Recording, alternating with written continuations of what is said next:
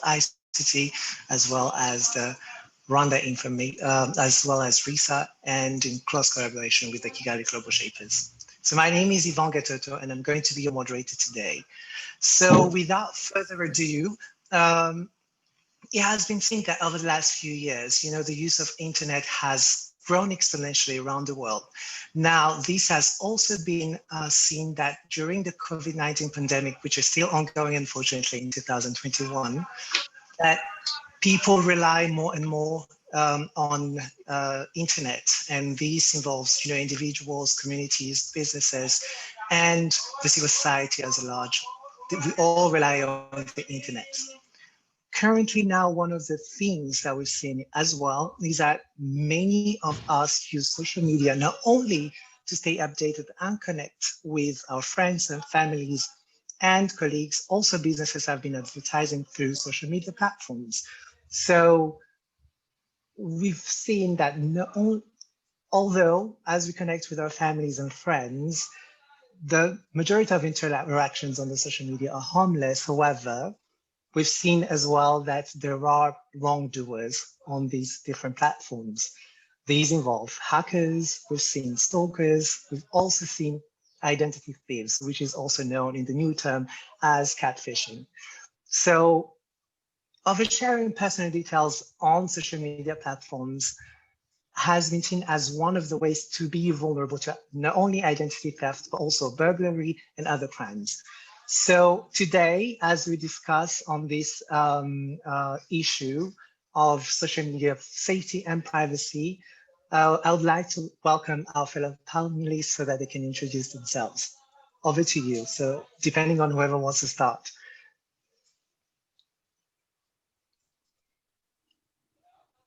Can I volunteer for that?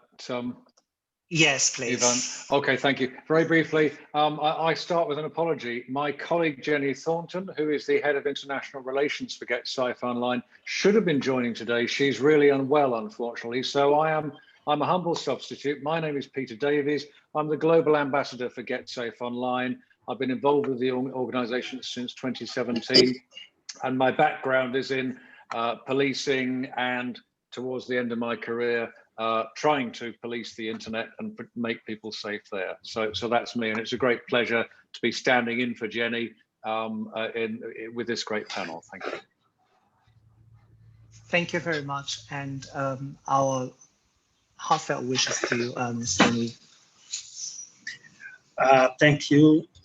My name is Kajambe Hazen Maurice. I'm a senior engineer in charge of cybersecurity in the Ministry of ICT and Innovation in Rwanda. Thank you. Thank you, Maurice. Welcome to the panel. Hello. My name is Jackie Lumbasi. Hi. My name is Jackie Lumbasi. I am a radio presenter at Royal FM. Very pleased to be here. Thank you, Jackie. Welcome to the panel. Hello. Last but not least. Yes. Hello, everyone. My name is Silvia Musa, and I currently lead safety policy efforts at Facebook for the Middle East and Africa region. I'm based in London, but I'm actually Kenyan. So born, bred, grown up there, but moved to London to take up this responsibility at Facebook. So I'm looking forward to this conversation.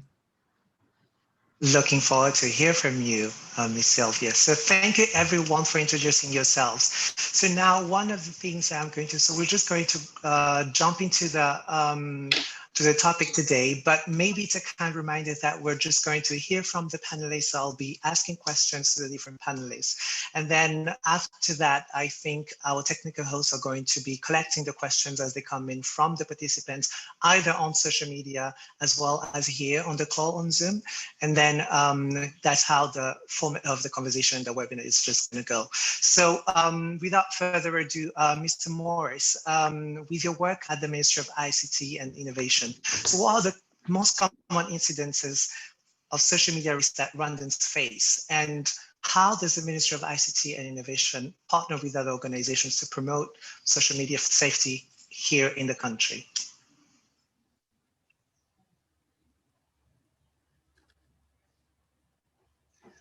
Morris, I think you're on mute. You're on mute. Okay, sorry. Thank you, Ivan. Thank you. Already in this COVID pandemic period, all activity migrated to the online. And most of the platform that used during this COVID pandemic, social media is one of the key, where they use WhatsApp for communication, Facebook, Instagram. So, but also there is a very big issue of the incident that not only in Rwanda, but globally, they face social engineering, which is the mother of the most cyber incident. They use social engineering for personal information gathering, and therefore they can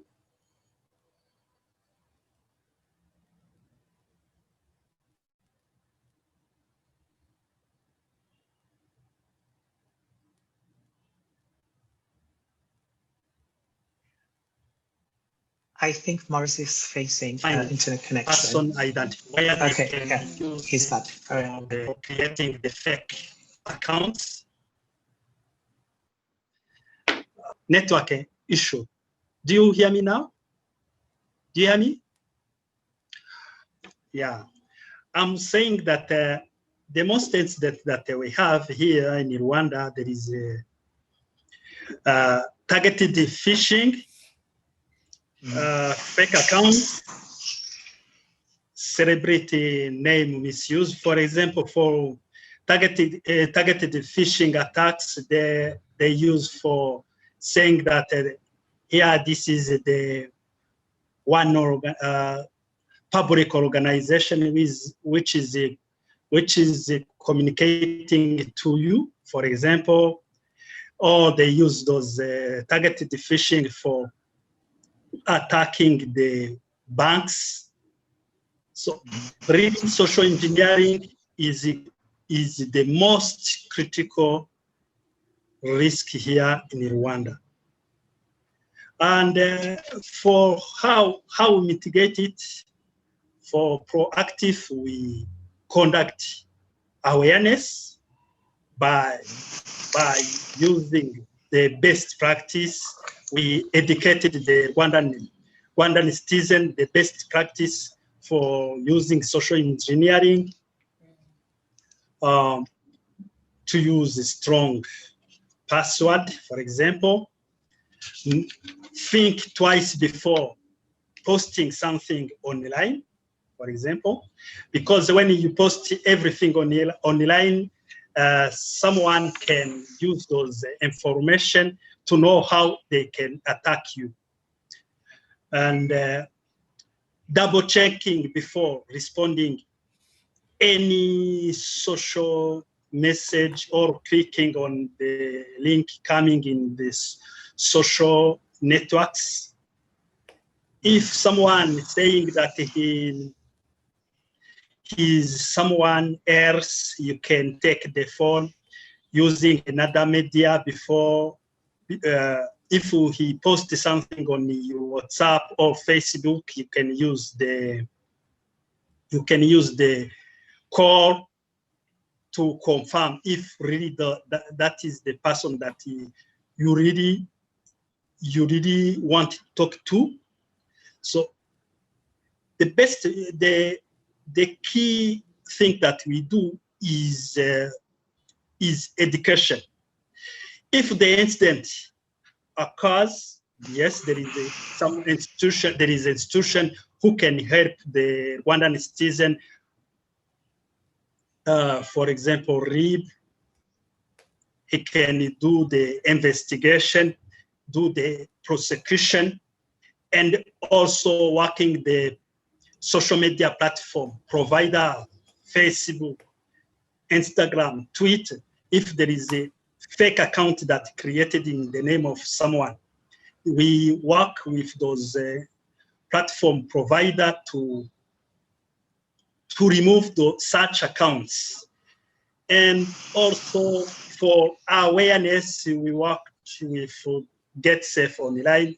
Thank you to the Get Safe Online on the platform that they created to the Rwandan people, where there is also local language, which can help most rural people to know how they can handle or they can secure their social media account. Over to you. Thank you.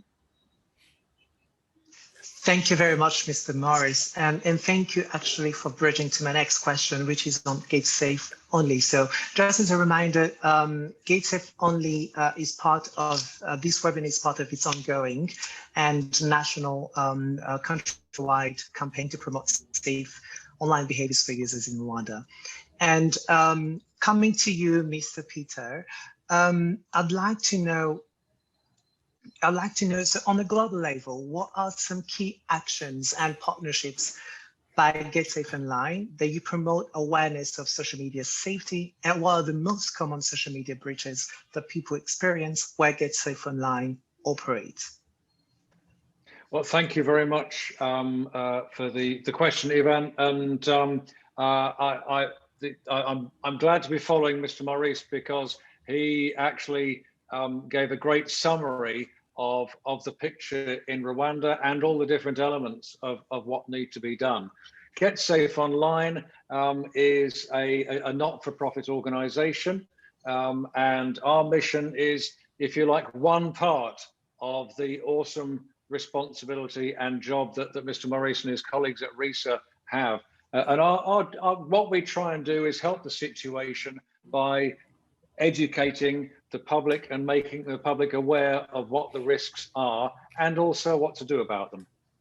And we're currently present in 22 countries outside the UK, across covering the Caribbean, the Pacific, and also very proudly with you in Rwanda in Africa. And we have ambitions to go further. And across those countries, we provide a range of services that we hope will work to do that important job of educating people, and educating people about their own safety, but also educating people so they can be safe at work as well. As Mr. Morris rightly said, the global pandemic has increased what we call the threat surface very much. So, for example, if a 15-year-old young person, maybe pre-COVID, spent half an hour a day on their phone doing social networking, it is likely that they're now spending maybe 4 times that amount of time because there's not much else to do. They're not traveling necessarily, they'll be homeschooling, they'll have more downtime. And these days, of course, that's what soaks up the downtime. Similarly, when people are involved in business, particularly small and medium enterprises, they will be doing a lot more of their business online than ever before, whether or not they were ready. And that includes invoicing, paying out, banking, accounting, and also interactions with customers, with each other. And all of that creates additional vulnerabilities and opportunities for the wrong kind of people, of which I'm afraid there are many, to dive in and get money or get some other leverage or something else they want.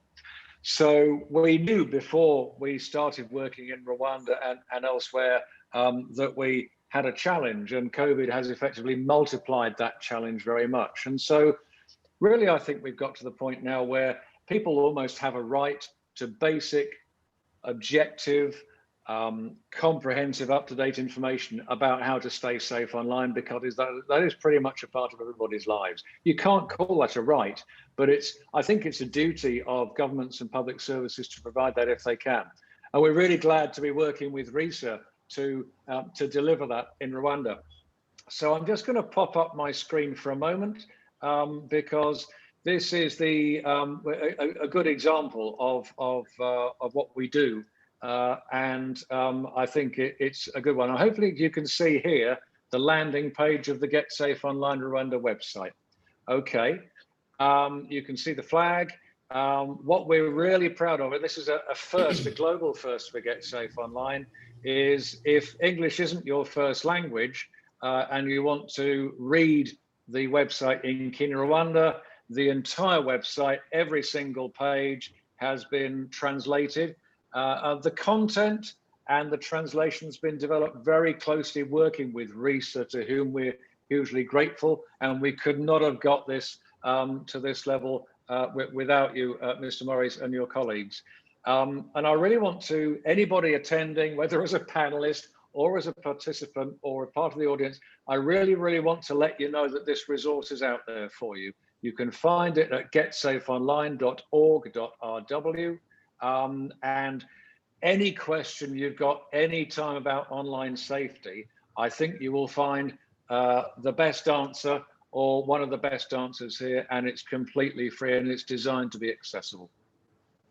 Now, in addition to the website, we also do a lot of PR and campaign work. We do this in every country because the truth is some of the people who are most vulnerable aren't the ones who are going to websites looking for safety advice. They may be the ones who don't even know that they're at risk. And so we do a whole variety of outreach work to make people aware and also tell them what to do. And of course, what to do is not just go to our website, though we always mention that, but actually what to do is take some, hopefully simple precautions. So in Rwanda, for example, our content has been on buses, it's been on billboards, it's been on the radio, it's been delivered to people face to face through interactions like this. And what matters to us is that we reach people wherever they are. We don't expect them to come to us for this content. So we're doing that across the world. Every country we go into, we learn more. But the truth is that the reason why we managed to do this in so many countries is because although every country is different, every culture within every country is different, the global nature of these threats means that an understanding of the threat in one country transfers quite readily to an understanding of a threat in a separate country, as long as you understand the cultural variations. And that's why we're able to cover so much ground by depending on the expertise of people like Mr. Maurice and his team to fill in those gaps of knowledge that make the difference between our expertise and something that really works for Rwanda or Jamaica or Fiji or wherever it is. So that's what we do. And I'll post our email address on the bottom for anybody to access. Please have a look at the website. Drop me a line anytime. We love to hear from you. You did ask me a question, Evan, and I will now answer that part of the question. But I also want to mention that I've got a minder for this session. I am not the expert on this. I'm very proud to work with a team of people who include experts. And my minder for today is Paul Bayer. And Paul is a real expert. So if you have any questions, detailed questions, and I hope people taking part in this seminar will ask anything that's on their mind, and it involves more detailed expertise about staying safe, Paul is the person that I'll be leaning on very heavily. But to give you a very broad answer to your question, and I promise I'll stop in a minute, what are the threats? The threats are basically being deceived or being led to do something that if you knew what it was, you wouldn't do. And that can take many different forms. It can take the form of clicking on links in posts or tweets. You think, oh, that's interesting. You click on there. You don't necessarily know where you're going to, and you don't necessarily know what they want at the other end. But it's quite easy to click on links that take you into a process whereby you're being asked to give up your money or your personal data, your personal information, or your passwords. All of those things are risks. But because it's so immediate and because we're on this so much of the time, we're not always thinking, concentrating, it's very easy to fall foul of that. The other thing, and again, QR codes are an absolute dream, aren't they? I was in a cafe the other day and I had to scan a QR code in order to find out what they had on the menu. And of course, I'm old, so I'm not used to that. But the truth is, you can see a QR code. You have no idea where it takes you at all. You have no idea what it's going to take you to. And then you may be one step closer to giving away your money, your identity, your passwords, your personal security. Mr. Maury's covered a lot of the really good ground about strong, unique passwords for your social media accounts, not oversharing, not sending pictures or information to people you don't really know. I kind of roll this up into a very simple ABC, and it sounds a little bit defensive, but I think it works in this environment because we are naive if we don't think there are people out there on social media looking to trip us up and do something bad to us. So my ABC for this purpose is assume nothing. Just because the email says it's from the tax authority who want to give me a refund, don't assume that it's true. In fact, pretty obviously it's not going to be. But there are less obvious deceptions out there. So don't assume that what you see is what you says it is, what it says it is.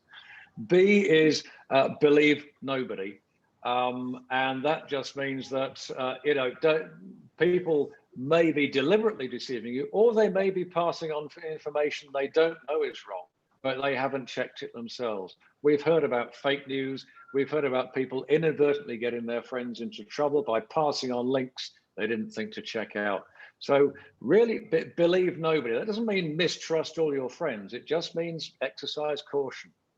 And C is check everything. You know, if you're being given a URL that looks like a proper URL, actually read it carefully to see if it is the right URL. If you are getting a communication from a company or an organization, you're not quite sure it's really them, there's always a phone number that you can ring for the organization in the directory, and you can interact with them in a proper way to eliminate the risk that you may be about to be deceived in some way. So the only way I can summarize all that is the ABC: assume nothing, believe no one, check everything. And that, I think, is the best way to stay safe on social media in the face of all these numerous and multifaceted risks that we all face. Thank you for your time, Evan, and thanks for those questions. And thank you so much, Peter, for such a detailed answer.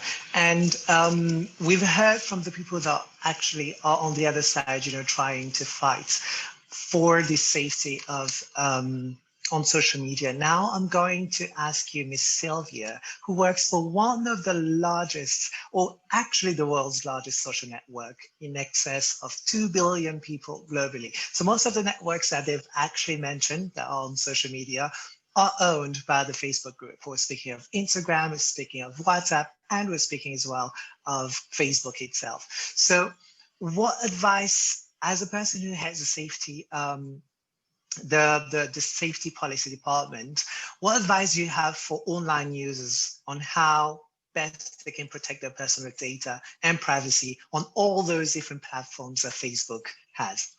Thank you so much, Ivan. And thank you also Get Safe Online for organizing this conversation. I think it's very important to be having this conversation, especially now that, as Mr. Maurice mentioned, we're seeing more people or individuals using online devices. One, not just because they want to, but because they have to. So we have to ensure, as Peter was saying, that they're well equipped with the knowledge on how to stay safe online. And so even before I get into answering your question, I would like to give you maybe a bit of background about our mission at Facebook, which is essentially building for community. So our goal is to build a world in which everyone can enjoy a sense of purpose and a community in the long term that can create a social infrastructure that unites more people around the world. And that's why we have this global platform that continues growing and bringing more people together. But we also realize, as you're bringing these people together, there are other people who you might be dealing with people who are sharing diverse opinions, sharing diverse cultural or coming from different cultural backgrounds. And so even as we are doing this and trying to ensure that these communities are safe, this is some of the considerations that we have to take into account. So even as our mission statement is to give people the power to build community and to bring the world closer together, which underscores the fact that we cannot accomplish a safe, secure, and rights-respecting platform alone. So we have to do this by empowering people around the world to build communities and share goals and visions that bring people closer together. So at the center of it all is building these communities and bringing people together. And even as we're thinking around safety and privacy, this is some of the considerations that we have to take into account. So at Facebook, we take a 5-point approach to addressing safety issues across our platforms and ensuring that ensuring the safety and well-being of our users. So the first is building partnerships. So partnerships are very important to us, understanding that we are not the experts in everything. We might have the tech to be able to build and make the platform bigger, but when it comes to dealing with these issues that regards to safety and privacy, there's a need to engage with partners not just located in the US, but partners located all across the world, just to ensure that we understand the local context when it comes to issues of privacy and safety. And also that's why I would come and also take part in this kind of conversations to understand what does safety and privacy really mean for the people in Rwanda. Secondly is developing policies. So we have policies that govern what is or is not okay to share on our platforms, and we commonly refer to them as our community standards. So these community standards have also been developed in consultations with experts from a variety of fields located all around the world. And so whenever a user is using our platforms, Facebook and Instagram especially, they know that according to the community standards, I'm allowed to share this or I'm not allowed to share this. We also have tools that we've developed to give our users the power or control over their own experiences. And these tools range from privacy tools to security tools, to safety tools. And so this, especially when it comes to privacy, it's important to know that we have tools that ensure that you have the control of how people see you on Facebook, on Instagram, or how you're interacting, who you interact with. And finally, we have help resources. So as Peter was sharing, just like resources are very important. Educating people constantly on what it means to be safe online is very important. And so we have resources located in the Safety Center, and I will share this link with you, as well as the Help Center. So anytime any user on Facebook or Instagram is using the services, they can go to the Help Center. If they have a question, type it in, they'll be able to get more help. And so when we are talking in particular about the question you're asking, how can users enhance their privacy or their safety on our platforms? So as I mentioned before, across our platforms, Facebook, Instagram, as well as WhatsApp, we have a variety of automated tools to keep people in our community safe. So in this conversation, I will mostly focus on Facebook, but some of these tools are also available on Instagram and to some extent on WhatsApp. So we've designed a platform that will give people power and control over their own experiences. And so when you're talking about safety and privacy, I think most importantly is the issue of security. So as you are signing up for an account, as you're creating an account, you create your own password. So passwords, as Maurice was mentioning, it's very important to have strong passwords. And I will not dive in so much into it, because if you do not have a strong password, that makes you very vulnerable to attacks from different individuals. And I'm sure if you go to the Get Safe Online platform, you'll also get more information on how to secure, to also build strong passwords. What does that really mean?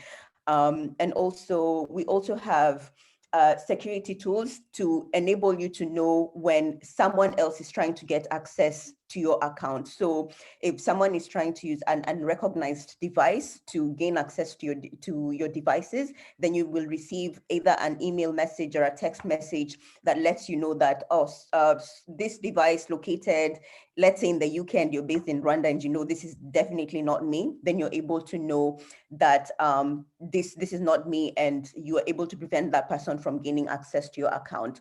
We also have two-factor authentication that we encourage our users to set up.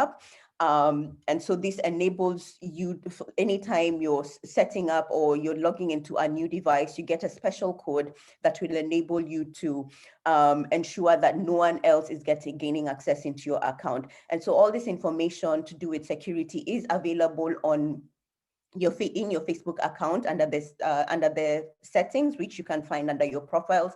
When you go to settings, you will see security settings, and what I've shared, you'll be able to run through that. So when it comes to privacy, which is also very important, we take the privacy of our users and we ensure that we give them the tools to be able to control their experience of privacy on our platforms. And so in this, we have a variety of tools. One is the audience selector, which allows you to select what people, who is seeing the content that you're sharing. So whenever you're sharing a post on Facebook, you're able to select whether you want this to be viewed by your friends, or you want this to only be viewed by a close set of friends, or maybe you just want this to be for you. So you can always adjust your privacy settings to ensure that only the people you want to view the information that you're sharing can do this. And at any time, if you feel like you want to change this, so if you posted and you left it public, but now you want to make it more private, you can go back and change this. And so we also have what we call our privacy checkup, just like the security checkup, which will take you through a variety of privacy tools, also available within the privacy settings. So when you go to that, you're able to check, when it comes to my privacy, who is interacting with me, who is interacting with the content that I am sharing. And so if it's something that you want to limit the level of interaction, then you're also able to adjust this. Finally, we have tools around safety. And the most important that I will share is the ability to be able to block people that you do not want to interact with. You're able to unfriend, you're able to also report individuals, and even ignore some messages. And so in this, what it means is, if I do not want to be interacting with someone, maybe because they've been harassing me, I have the option to, number one, report them. So if it's content that they're sharing that violates our community standards, so our users can always report. You can report any piece of content. It can be a comment, it can be a post that someone, can also be a profile. So you're able to report all this. It will be taken through the review process. And if it violates our community standards, it will be taken down, and further action can be taken against the person depending on the content that they have been sharing. We also have tools, as I mentioned, for blocking individuals. As I said, if you do not want to interact with someone, you're able to block this individual from interacting with you. We also recognize that in some cases, maybe you do not necessarily want to block the person, because when you block the person, it means that you are not able to see the messages or see your interactions. And in some cases, you want to be able to file a complaint to law enforcement, and you need evidence around this. So we'd encourage that you can take a screenshot before you block this person. If it's within the Messenger app, you are able to ignore the messages. There's a feature called ignore messages, which means that this person will see that they've delivered this message to you, but the message will be taken to a secondary inbox that you're not necessarily interacting with. But in any case, if you need to use this information to take this further, then you're able to get it and proceed with the different actions that you would like to. So that's like a very brief a brief summary of how our users can stay safe online and enhance their privacy on our platforms. But as I said, this is something that we also recognize we still have to communicate more about this. So we invite we invite partners who are willing to work with us to get this information to more people, maybe who are not on this call, but they need to have an understanding of this. We're also would like to also work with the ministry to see how can we partner to ensure more citizens are aware on how to stay safe, not just on Facebook and our platforms, but generally on online platforms. So I would say in a nutshell, that's how our users can stay safe and experience privacy on our platforms. Thank you so much, Sylvia. And as a person who uses Facebook quite often and Instagram, I'd say that you do quite a good job, especially with the two-factor authentication on both platforms. So now one of the subtopics of today was on talking about not only the social media safety and privacy, but also how does that affect women, and talking about social media safety and inclusion for women. So now I'm going to ask our other fellow panelists, Ms. Natasha. So according to various studies, most online abuse takes place on social media.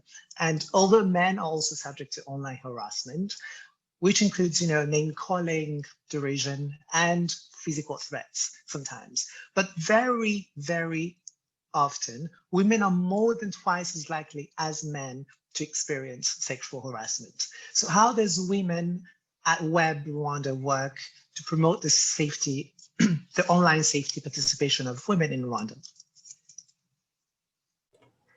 Thank you so much, Yvonne.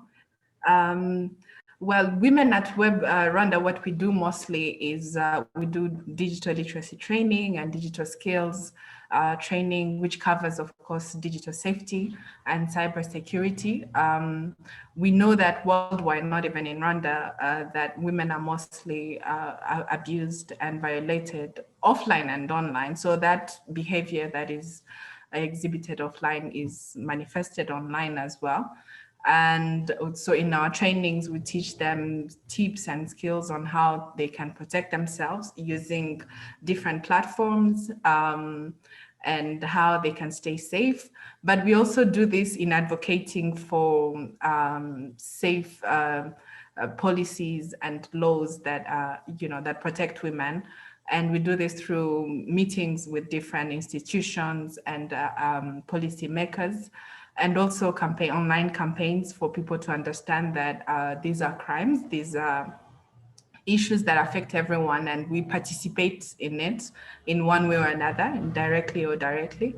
And through our campaigns, we just try to illustrate the different crimes or the different violence that women face, which most people don't take serious. For example, harassment, you might think that it's something as overt as commenting on a woman's body in a very crude way, but it can also show in subtle ways, such as, not taking a woman serious for her opinion and instead deflecting to her body, sending private parts of someone in the DMs or in inbox, and women have received this a lot. Or, like ganging up, a group of men ganging up on women online and calling it jokes or banter, but it's serious and it affects their mental health. And in these campaigns, we just try to break it down so that people understand that these small behaviors that we practice online actually affect people's lives. And there are, of course, laws that are currently that can be used to protect themselves, but we also call upon other institutions to consider the gender-based violence lens when they're coming up with policies, because some policies, for example, instead of protecting a woman, might actually harm them. For example, if I send someone a picture that is deemed nude or indecent, and that person leaks it, instead of me being protected, the law is on the side of that person who has shared it because I happen to share an image of public indecency. So we're actually not protected. And that's one of the things we're trying to work on when they come up with